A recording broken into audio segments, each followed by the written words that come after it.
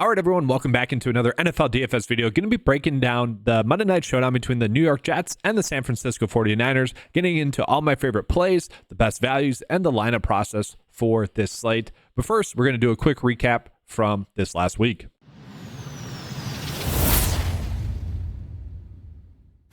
So last week ended up being a solid week. This was the main build that I settled on as a safe build for cash contests, which this was posted. If you guys are a 9to5 member, I posted this on the NFL write-up. It was a video that I posted, but kind of the safe build did cash. I hated, honestly, the idea of kind of just the running backs that we had on the slate because a lot of them were alike. I mentioned I really liked Joe Mixon as a play. I mentioned Devin Singletary would be a safe play. Rico Dwyer was. We had a lot of alike plays at running back, so I just ended up eating the chalk. Somewhat worked out, obviously, with Alvin Kamara going off. Alvin Kamara only played 51% of the snaps, though, so I think we as an industry got lucky there. And then I would say the biggest difference maker was probably Cards D having that defensive touchdown, really. Justin Jefferson scoring was nice. Tyreek Hill obviously going off. Everyone was on him. So kind of a week one in which played safe. But I'm somewhat bearing the lead there as well. We had a 9to5 member finish top 20, and I think it was the $12 single entry, sending in this screenshot, basically citing the 9to5 lineup builder was main reason as to why this hit. If you guys checked in on the 9to5 lineup builder, you saw Baker Mayfield was one of the top quarterback plays. Did get a lot of Kenneth Walker, James Conner, and obviously stacking with Mike Evans. Joe Mixon was one of my favorite plays. Zach Ertz was kind of the safe tight end play on the slate. Then a little bit of Jacoby Myers and Nico Collins going off. So pretty awesome build there. And guys, if you ever have any screenshots, make sure to send them in. We've had a pretty good start to the season thus far, cashing in 3 out of the 4 slates that we've had last night, obviously with Puka Nacua getting injured, kind of put a damper on the whole night. That always changes the full dynamic of the slate. Tough to, you count those days, but kind of is what it is. Can't really control that, especially if you are doing only a few builds.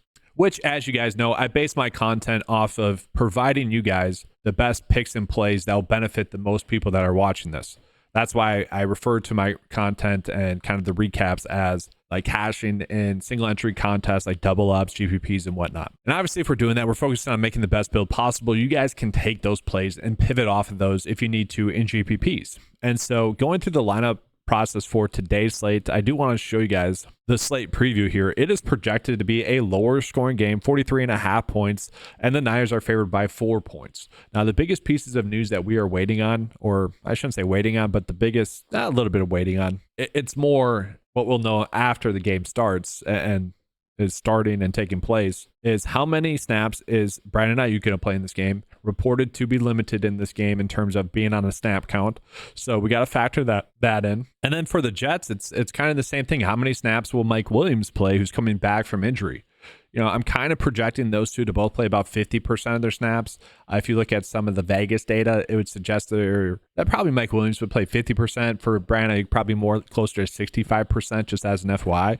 But that's the tough part about this slate. And also, it is a slate in which could really be lower scoring. But because it's kind of an uglier slate, we are getting some discounted plays. Like, I do think Mike Williams at 6.6 is still in play. He still can catch a touchdown and really be beneficial for us. But I think the slate comes down to whether or not you want to take that value in Mike Williams, the kind of risky value, or if we're not playing him, then you probably are going with Allen Lazard at his price tag.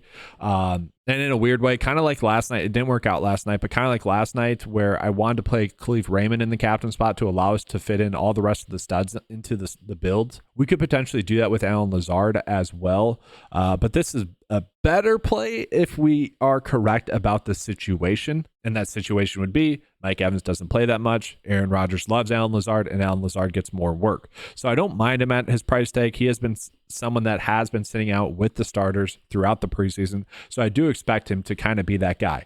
Now, just how many snaps can we expect out of him? That's kind of the issue. We don't exactly know. I do not expect like Malachi Corley to get that much work, and really the rest of these guys I don't expect to get that much work. I do think that this is going to be a very snap-heavy team for the starters on this team. And so another starter that I really like on this slate is going to be Tyler Conklin. Tyler Conklin gets the best matchup out of any Jets player on paper based off of last year's data.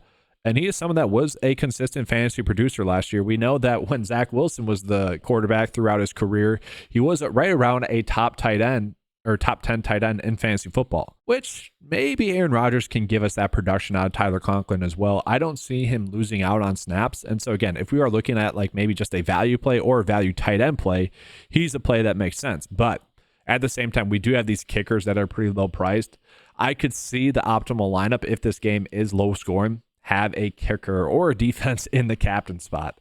I don't exactly like that. Now, a lot of people are not going to play the Jets defense because obviously last year the Niners were the toughest matchup for opposing defenses.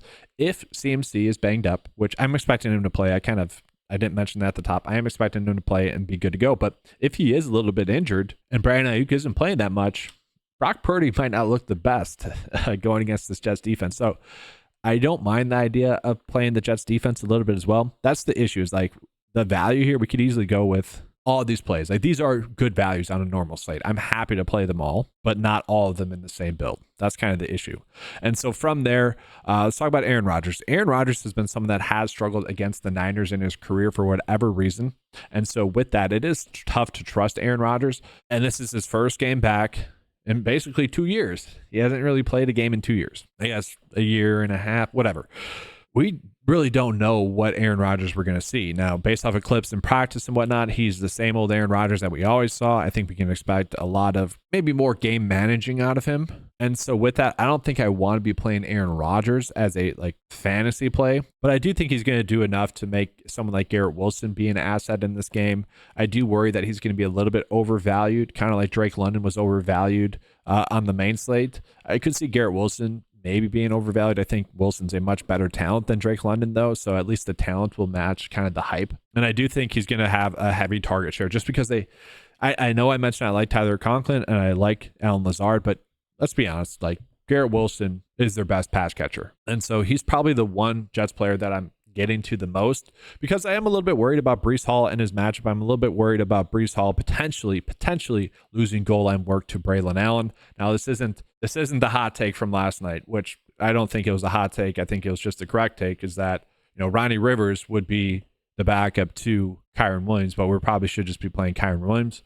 It's not exactly that with Braylon Allen, but I do think as the season progresses, Braylon Allen could kind of eat in to that goal line work or just work in general. Braylon Allen looked good this preseason. And I think Breece Hall as a play today is sadly just a touchdown only type of play. The issue that I have is I don't really see it being a Garrett Wilson and Breece Hall day. I think it's going to be one or the other mostly. And so that's kind of the concern that we have. All right, so let's go ahead and jump now into the Niners. And so for the Niners, the biggest question mark that we have in the slate is, will CMC be active? If he's inactive or limited, we can be thinking about Jordan Mason. If he's out, again, I don't think that's going to happen. But if he is out, we're playing Jordan Mason in the captain spot. It's pretty much as simple as that, guys.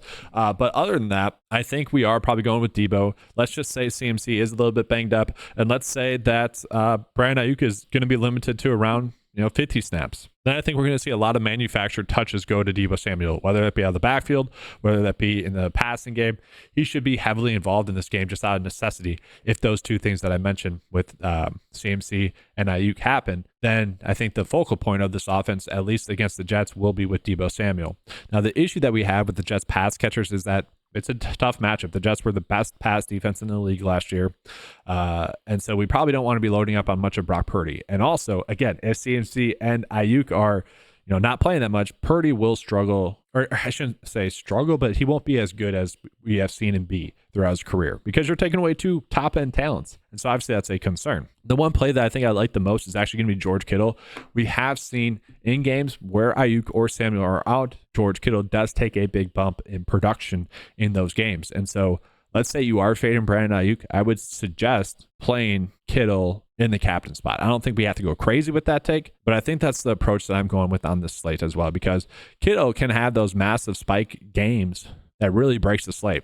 And given the fact that the weakness for the Jets has been opposing tight ends specifically, in this offense will probably be Juwan Jennings. And so again, if Ayuk is a little bit limited, we'll probably see Jennings play a decent amount in this game. And he is someone that, last postseason got a decent amount of work. He should get some catches in this game. Like, I'm perfectly happy to end up on Jennings as a play. He's kind of like Kobe Parkinson for me last night, where I mentioned he was more of a shoulder shrug play, where if you end up on him to close out your build, you're happy to do that, but you're not going out of your way to roster him.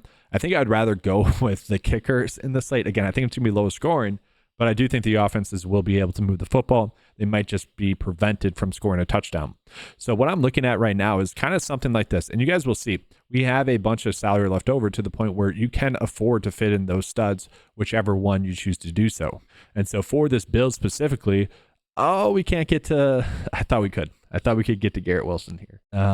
Is Zerline more expensive than Moody? He is not. But all right, this is a perfect example of what I mean. So I would say I would have rather got to one of the two kickers there. I couldn't, so shrug my shoulders and I go with Jawan Jennings there. I'm kind of okay doing that. Now, this is all fine and dandy. I do want to see what the 9-to-5 lineup builder is spitting out to us as the most optimal build tonight. So let's go and check that out. And so for tonight's slate as well, just looking at the ownership as well, pretty heavy in terms of like CMC getting a lot of ownership. And then a lot of people are getting to Breece Hall. Ayuk is only 16% owned. Rodgers is higher owned than I think he should be. That's maybe the biggest difference on this slate.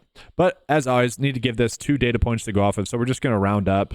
Again, if CMC is out or we get news that he might not be playing a full allotment of snaps, we are probably just going with Jordan Mason. Let's run this, see what it tells us is the most optimal lineup. And so here we are. It likes Brock Purdy, Rodgers, Breece Hall. I don't like the Malachi Corley. I really don't like that. I don't think he's going to play that much. I don't know. He was probably the player I was most disappointed in watching preseason film. He just didn't pop. He kind of looked bad.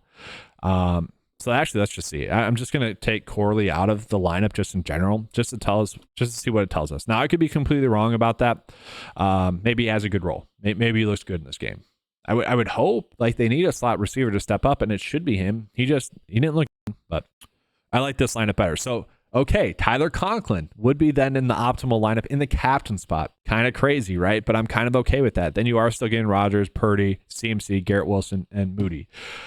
Again, I don't know if I exactly love Rodgers in the captain spot and Brock Purdy. That seems a little bit too risky. I would rather get to Kittle, but I did want to show you guys this. And let's just take a peek at the player exposures. So it does love Purdy and Rodgers.